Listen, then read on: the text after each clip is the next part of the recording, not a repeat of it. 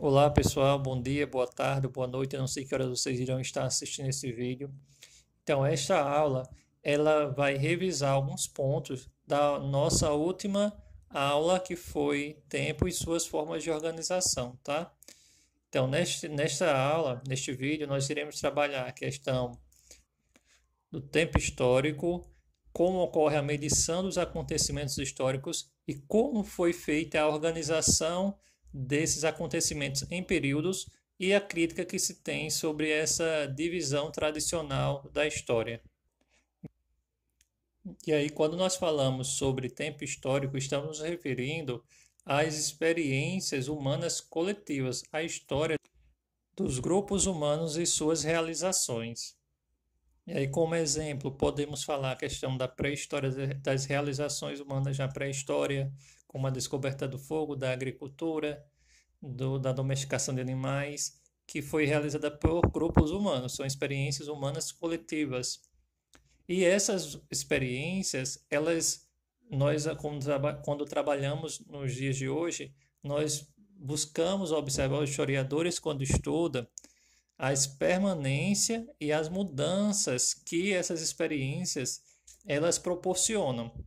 Que o que seria mudanças? São aquilo que se transforma, tá? E permanência é aquilo que não muda. Então a gente quando estuda história, os processos históricos, os acontecimentos, a gente também busca observar isso. Quais são as mudanças e as permanências?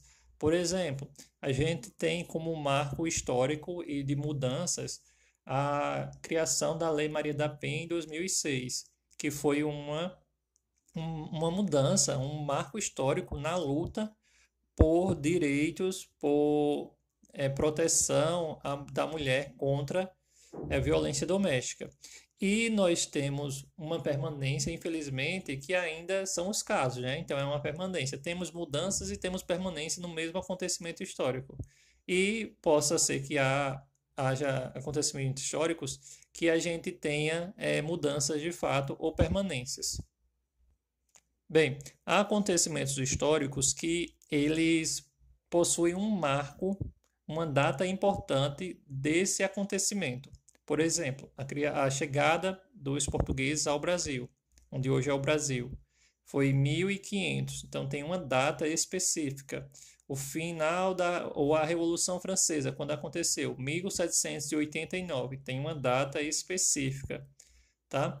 A Copa do Mundo do Brasil, 2014, tem uma data específica. Isso são marcos cronológicos, tá? Que servem como referência para a gente entender alguns acontecimentos.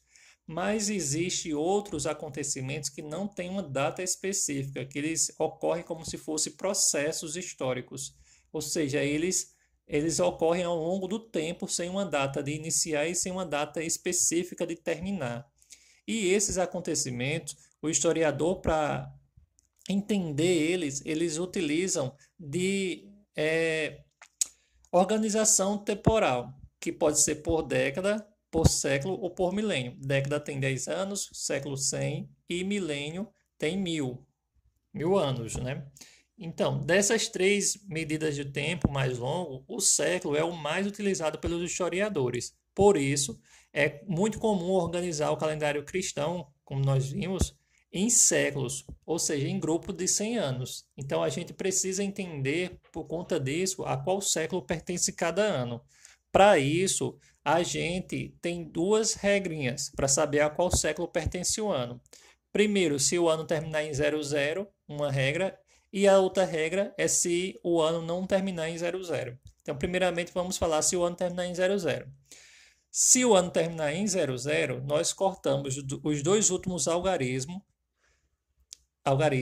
e o que sobrar é o século ao qual pertence o ano, tá? Então, tem alguns exemplos. 1500 pertence a qual século? 1500 pertence ao século XV. Como é que eu sei disso? Porque terminou em 00. Quando terminar em 00, nós cortamos os dois últimos algarismos e o que sobrar é o século a qual pertence o ano. Mas é preciso lembrar o seguinte, os séculos eles são escritos em algarismos romanos. Então, século XV é século X, que é 10, V, que é 5. X, V, século XV. Outro exemplo, 100. Se eu digo 100, pertence a qual século?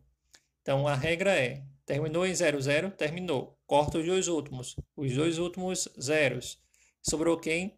1. Então, o ano 100 pertence ao século 1. Outro exemplo, 2000. 2000 pertence, o ano 2000 pertence a qual século? Regrinha qual é? Terminou em 00, corta os dois últimos números e o que sobrar a gente diz que pertence àquele ano. Então, 2000 terminou em 00, então o ano 2000 pertence ao século 20. 20, como é que se escreve em algarismos romanos? XX. Já se o ano não terminar em 00, a gente corta os dois últimos algarismos e soma 1 ao número que resta. Por exemplo, 1532. Então, 1532 não termina em 00? Não. Então, a gente corta os dois últimos, que é os dois últimos 32. Sobrou quem? 15. Então, a gente pega 15 e soma 1. 15 mais 1 é 16. Então, o ano de 1532 pertence ao século 16, que é X, que é 10, V, que é 5, I, que é 1. X, V, I. 16. O ano de 2020 pertence a qual século? Terminou em 00? Não. Então, corta os dois últimos, quem é? 20. Cortou os dois últimos, sobrou quem? Só 20. Então, pega o 20 e soma 1. 20 mais 1 é 21.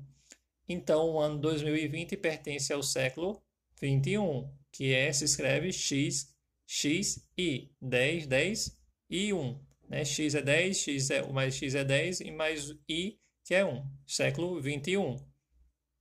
E agora falando sobre a questão da divisão tradicional da história. Então, os historiadores, para organizar esses processos históricos, eles organizaram a história em períodos. Isso aconteceu no século XIX, quando tinha outra visão de mundo. Os historiadores pesquisavam, era diferente as pesquisas, e eles fizeram essa divisão tradicional, que a gente chama de divisão tradicional da história.